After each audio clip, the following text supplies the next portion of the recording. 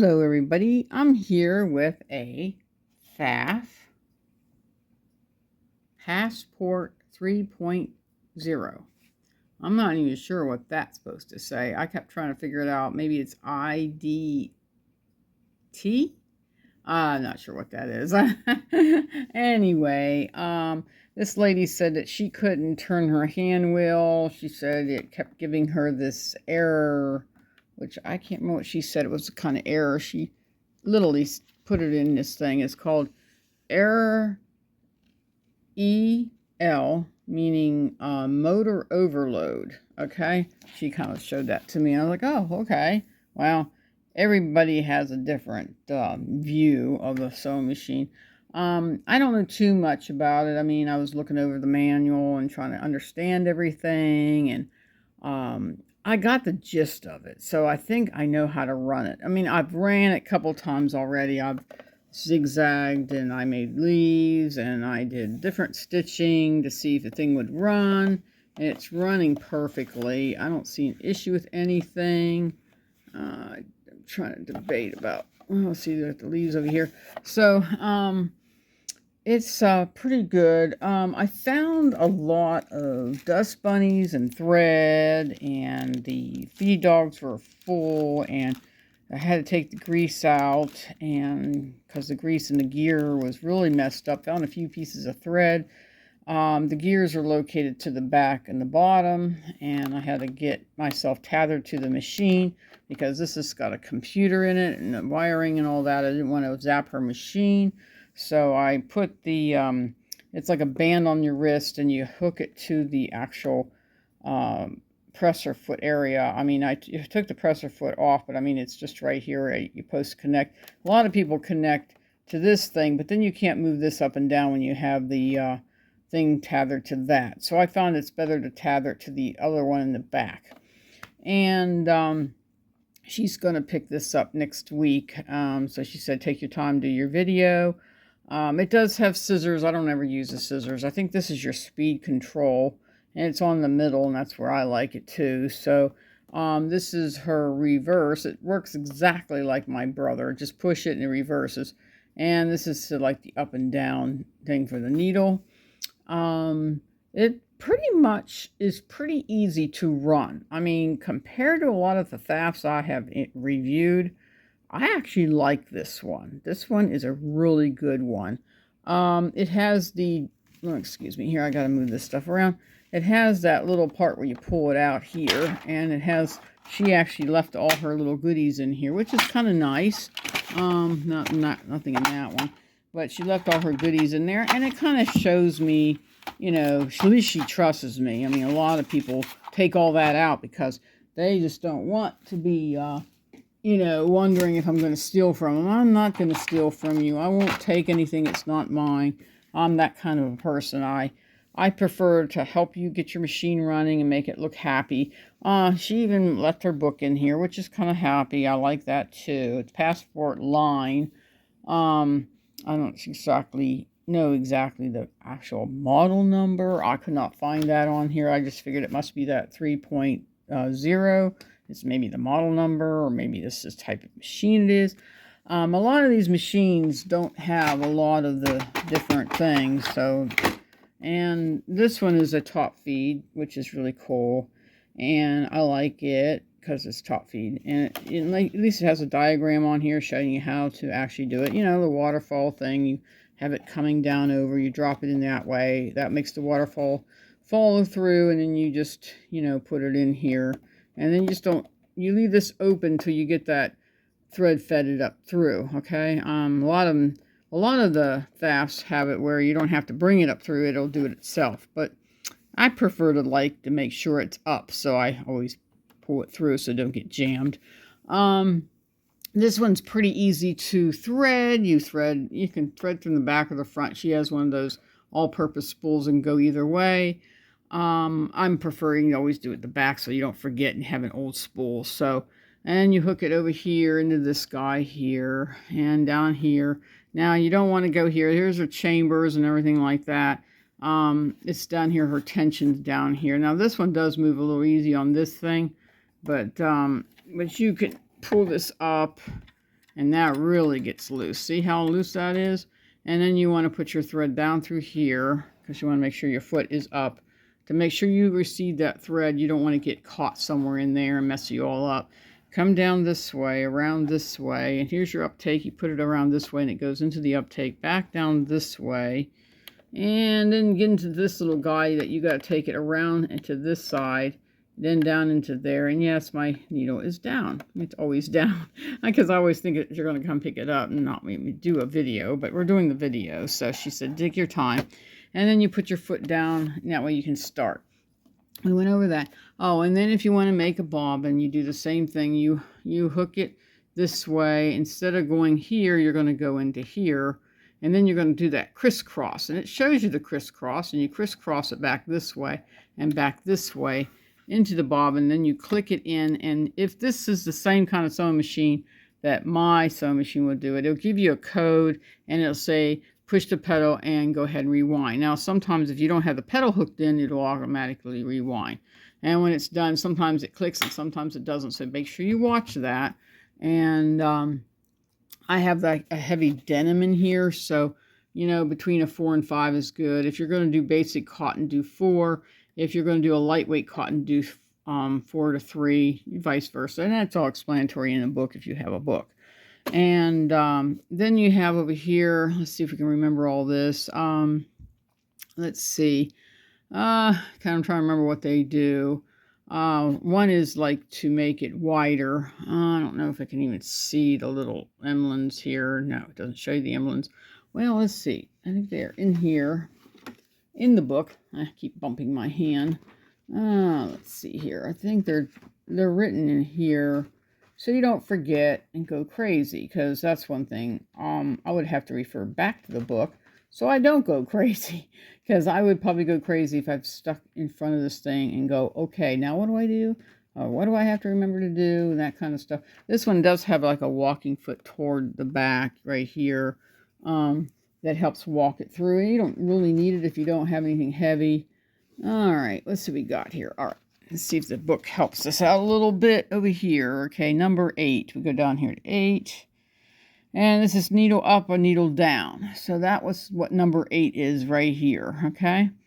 This over here is 7. We go to 7. That's your length right there. It says length. Because I mean, a lot of people always say to me, are you sure you're reading that right? Well, we're going to look at it, so you can't say I'm not reading it right.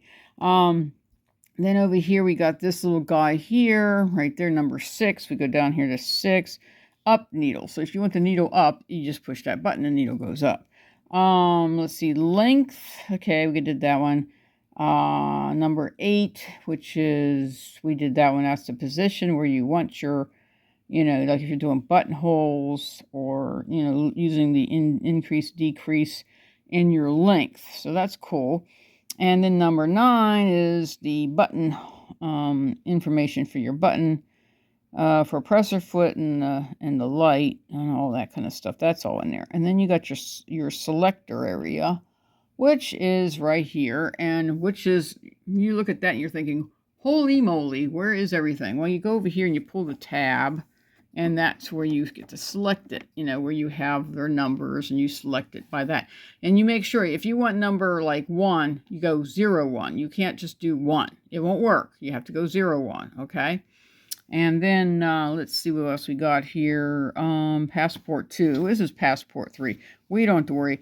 They have both of them in this book. So we're not doing 2, we're doing 3. So it must be that must be the number. That's for your buttons, your button passport area. And that tells you all your buttons. On, you know, here it says number 1, reverse. See, I was correct. Number 2 is start and go. In other words, if you're going to not use the pedal and you wanted to, you know, do more freehand, then you would go with number 2 and you just push and stop and go. Let's see, speed level. Yeah, that's number 3 right here. And that's the 3 right there. So I am going to use book. So people always say to me, oh, where can I get a manual out? Well, here you got this information right here. Now, everybody asks me all the time, what does that little knob do? That is your presser foot pressure, the pressure that goes into your foot. I'm not sure what all the little, you know, usually it's by number. This one's got it by lettering, so I'm not exactly sure. I'm not really and down that area. This is your tension here, so that's your knobs. And let's see what else we got here. Okay, and you got your different errors when you're rewinding a bobbin. Okay, that's what will show up when you're rewinding. When you got your motors messing up or something's going on, this will come on. That's when you need someone like me that can clean the sewing machine. Let's see, machine sounds. There are different little sounds it makes, which is cool. I like that. And stitch adjustment, how to adjust your stitches so you want them to be the way you should have them to be. Then it talks about different feet and everything. We're not going to go into that because I'm not going to show feet. So anyway, let's go ahead and shut this and turn it on. The on button is on the side here, right here. We click it on. The machine comes on, adjusts itself, and the needle goes up. When you're traveling, keep the hub down so you don't break it, so it doesn't get messed up. She does have some tape on here. I'm not sure exactly why. I didn't take all the tape off. I took some of it off, but I don't take all of it off because there's a reason why she has that tape there. Now this 00 is actually just straight stitch right here, straight stitch. This is a backup straight stitch. Let me see, get closer so you can see it. Then you got your zigzag, and you got your close zigzag, and then you got your back and forth zigzag, and then you got your zigzag that kind of like goes into a stitching zigzag, and vice versa. It goes all the way down. You can do buttonholes, and you can do some designer ones if you're doing crazy quilting, and over here you got some more that can do some more crazy quilting. So this one has quite a few stitches that you can program in this, but we're basically not going to do that because I've done enough. And all I'm going to do is let you listen to the machine after getting it all unclogged from all the yuck that was in it and re-greased it and re-oiled it. A lot of people say, well, nowadays you're not supposed to oil or re-grease your sewing machine. Well, you don't have to, and you can let it get broken, and that way you have to buy a new one. That's why they make plastic sewing machines. So you break it, you go buy another one. That's the way they want you to do it. But technically, if you have a mechanic like me that can clean your sewing machine, you won't have any issues. You will be able to keep your machine going and not have as many issues like, that you don't want to have to constantly keep going buying a new sewing machine. This is because these things can get very expensive. Let's see if I can find my foot pedal. Oh yeah, here it is. It's one of those easy foot pedals. So we're going to listen to it stitching. Now I don't like to push it down too quickly. I'll let it set itself up, because the machine has to be able to know what it's doing. So this is the basic stitch. Okay, now if you want the needle down, let's see. I'm making her. I know it says this one's the one that puts it down. Or no, this is it. That's down. Okay. Then you can go around like this. This is what I usually do. I put the needle down, and then you can put the needle back up if you want it up the start, and then go over here like this. Like that. And it'll keep going up and down now. Now, if you don't want it to do that anymore, you can reset that to not do that. But I want it to come down, so I can do different things. A lot of people say, well, what is this string? That's because I moved it. Now, if you didn't move it and you do what I'm doing now, it's actually better for the machine itself. You don't have all that extra thread sticking out. Okay, now let's go show you. All right, what we just got done doing, and there's the stitching in the back, and it's doing great. So she'll be able to pick this up. I think I have her set up to be on Tuesday because Mondays is people call me constantly asking me all kinds of questions, or when can they bring the sewing machine in? And those are the days where people pick them up. So I got Tuesdays and Mondays are pickup days, so people pick them back up. Sometimes people bring them early, but I did a lot of really cool stitches here. I mean, if I had the money, I'd buy this sewing machine, but really, do I need it? No, I have too many sewing machines as it is. And this one has a measuring thing too, so you can measure things out too, which is awesome. I like that. I like that. If they can just include that always on sewing machines, that's really cool. If you don't have something like this, you can actually buy the adhesive tape that has that measurement on it. It goes up to like 12 inches, and you can put it on yourself. I've done that to a lot of my sewing machines because I really like that. Anyway, so we go ahead and we're just going to do this. And we're going to put the needle down, so we're basically finished. I could do a lot more different stitches, but I've already played with it, and I don't want to play with it anymore. I'm tired of it. So it's going to be going back to her, and I always put all this in here, like lift this up. And I literally put this in here for her to see, because everything is going to go back to her. All the threads, you can see the thread in there, and all the dust bunnies and everything will go back to her. So she knows what she had in the machine.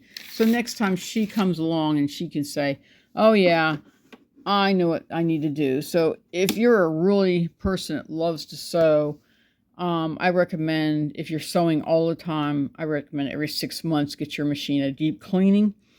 It's better for the machine, and in the long run, it'll last longer. If you are one of those kind of people that sews every now and then and just kind of do it for more like alterations and small little projects that you don't really do that much, then once a year is good for you.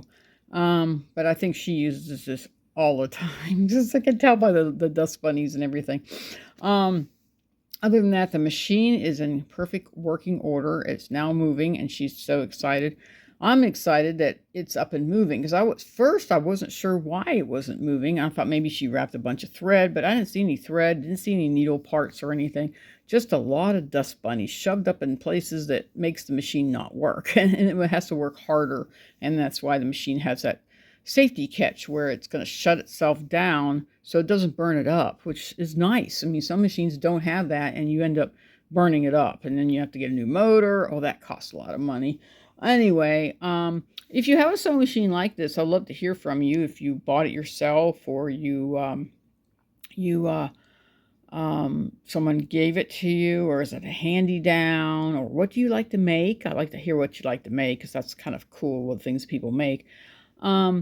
Anyway, I hope you guys enjoyed this video, and I hope the person that has a sewing machine that's going back to her enjoys this video. Make sure you give me a thumbs up, and subscribe if you haven't subscribed yet, so you can see more sewing machines or chickens, because I love chickens.